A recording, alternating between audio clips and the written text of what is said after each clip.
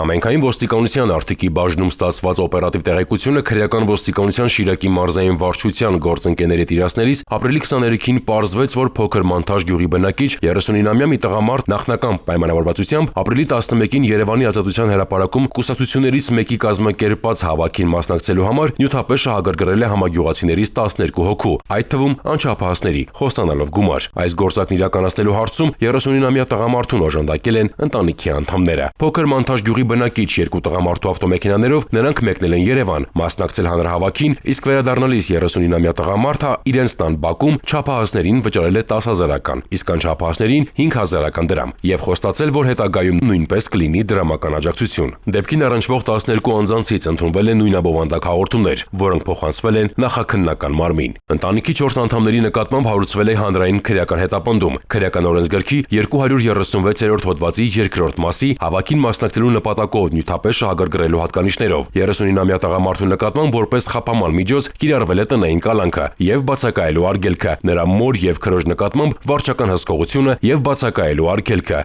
իսկ ընտանիքի անչափահաս անդամի նկատմամբ դաստիարակչական հսկողությունը։ Նախաքննությունը շարունակվում է։